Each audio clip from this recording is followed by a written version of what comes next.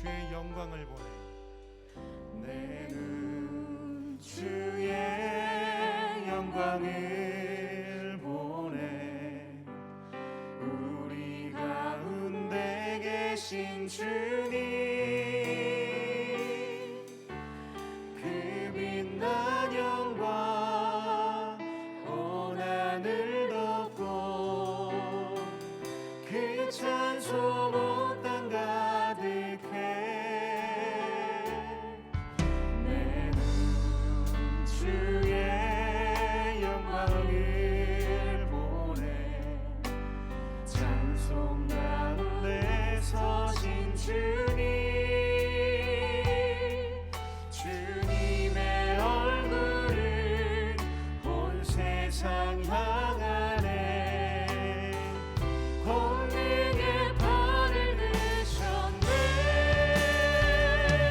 주의 영광 이곳에 가득해. 우린 선의 주님과 함께 찬양하며 우리는 정진하리. 모든 열방 주 볼 때까지.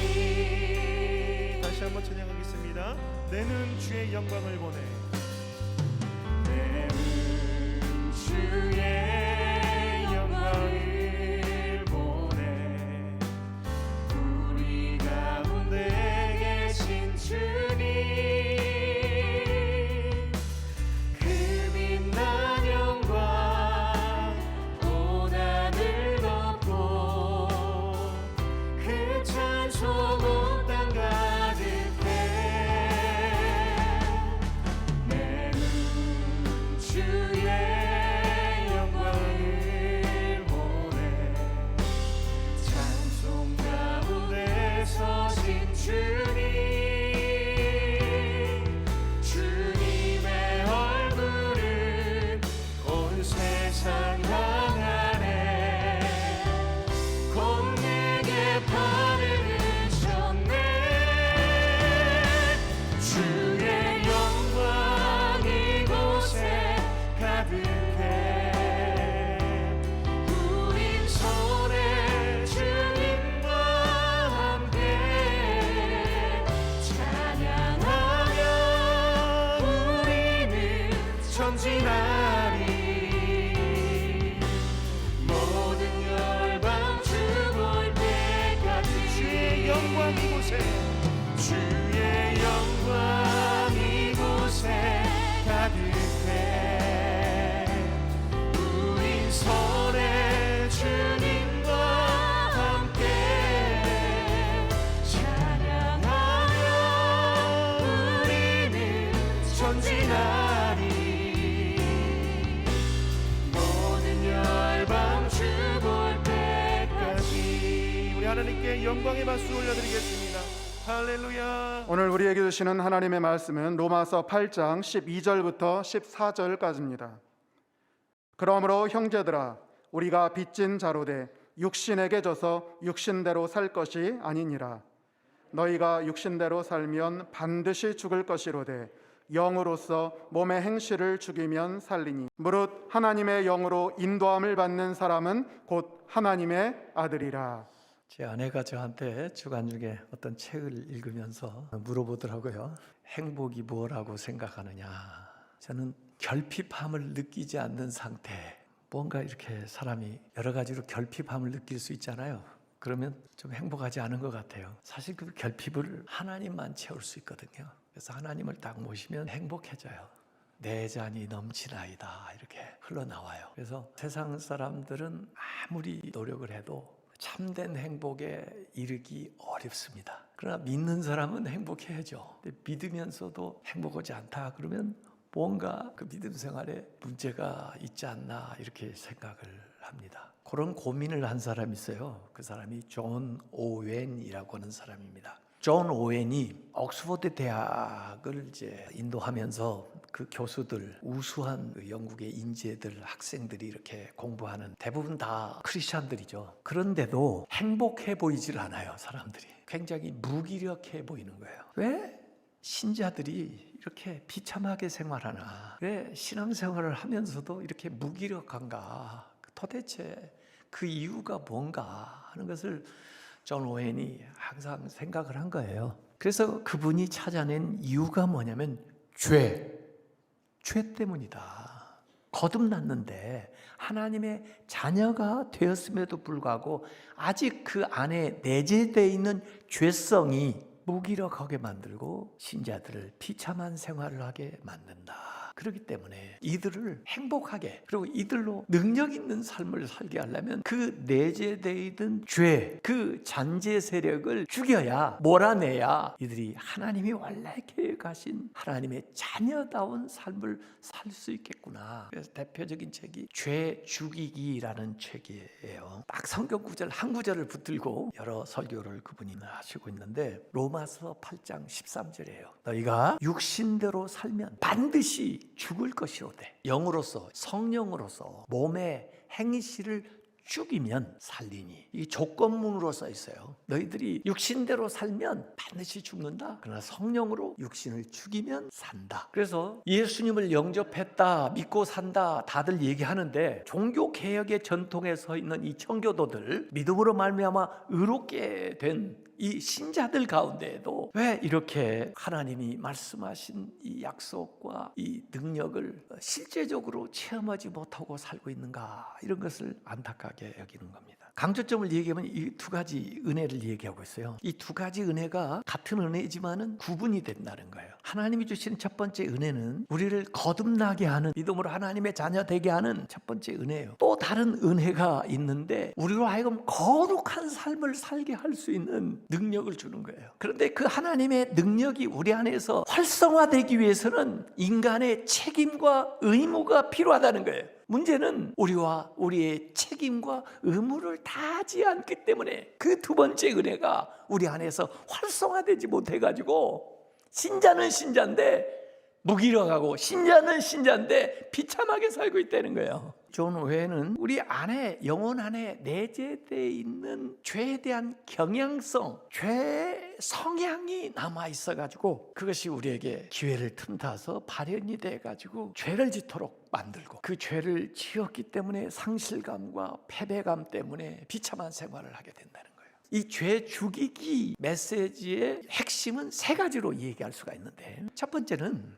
죄 죽이기는 신자들의 사역이다. 구원받은 신자들의 의무, 이것은 죄 죽이는 건데 이것은 평생에 걸친 우리의 과업이다. 두 번째 메시지는 오직 성령으로만 죄를 죽일 수가 있다. 우리의 힘과 의지로 되지 않고 신자이기 때문에 신자 안에 주어진 그 성령만이 죄를 죽일 수 있는 거고, 우리 인간은 그 성령의 인도하심을 따라가고 또 성령과 함께 순종해서 그 죄를 이기는 거죠.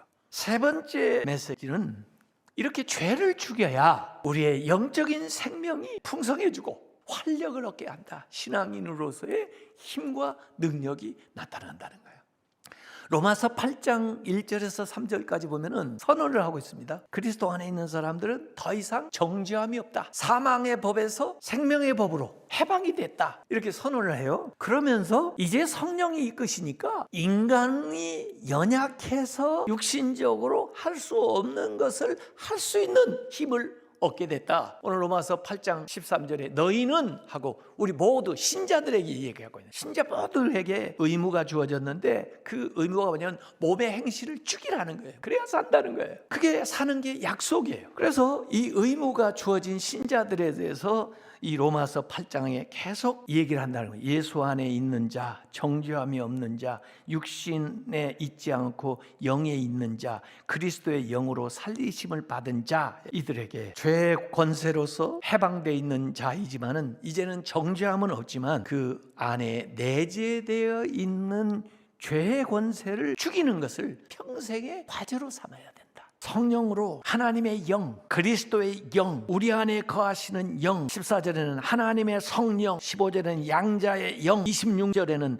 말할 수 없는 탄식으로 우리를 위해 친히 간구하시는 성령. 우리 안에서 말할 수 없는 탄식으로 간구하시는 성령. 이전에는 우리의 연약하기 때문에 우리의 물질의 필요, 우리가 또 하지 못하는 필요를 위해서 성령님이 나를 대신해서 기도해 준다 그렇게 생각을 했는데, 이 좋은 오해는 이 말씀을 가지고 우리가 육신으로 연약해서 죄에서 벗어날 수 없고 번번이 죄 지는 우리를 도우시는 성령, 이렇게 성령을 성령으로 하지 않고 죄를 이겨보겠다 하는 것은 헛된 일이다. 이전에도 우리가 예수 믿기 전에 결심도 많이 해보고 잘 살아보려고 했다가 안 됐잖아요. 왜? 성령을 하지 않으니까 안 됐단 말이에요. 근데 이제는 성령이 내 안에 계시기 때문에 이제는 가능하단 말이에요. 그래서 성령을 통해서 행해야 된다. 성령 이외의 모든 방법은 우리에게 오히려 절망감만 가져다 줄 뿐이다.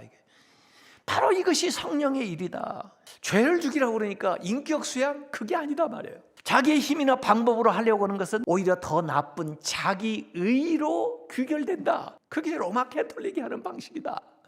그리고 그것이 다 거짓 종교들이 하는 방식이다. 수양을 닫는 동양 종교들을 다 봐라. 금욕해서 금식해서 스스로 고행을 해가지고 죄를 이겨보겠다고 하는데, 그게 잠시 잠깐 되는 것처럼 보일지는 몰라도 그것은 다 헛된 일이다. 이길 수가 없다.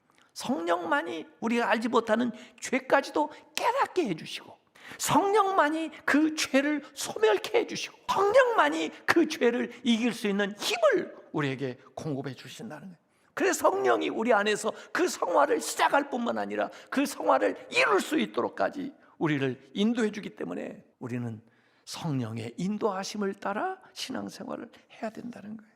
그래서 내가 거듭났다고 해서 이제부터는 나는 아무것도 안 하고 성령님이 알아서 다 할 테니까, 이런 것도 잘못되고, 또 성령님을 모시기 전처럼 그냥 내 힘으로 내가 의로워지겠다 노력하는 것도 잘못됐고, 전적인 하나님의 은혜로 우리가 구원을 받고 하나님의 자녀가 됐지만 그 은혜 넘어 또 다른 은혜, 성령의 역사하심을 따라 나아가는 우리의 책임과 의무가 신앙생활에 같이 해야 우리 안에 역사하시는 성령님으로 말미암아 우리가 과거에 이길 수 없었던 죄를 이기고 하나님이 주시는 참된 평안과 능력을 이 세상에서 경험할 수 있다는 거예요.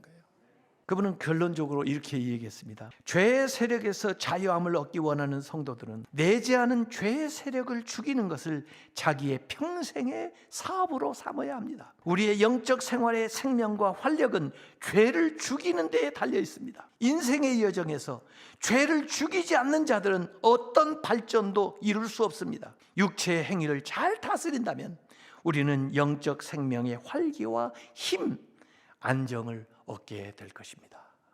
우리가 주일에 뭐 교회만 나오는 게 대세가 아니에요. 그러나 예배를 드린다는 거, 예배 드리면서 죄를 동시에 질 수 있을까요? 없죠. 기도하면서 죄를 동시에 질 수 있을까요?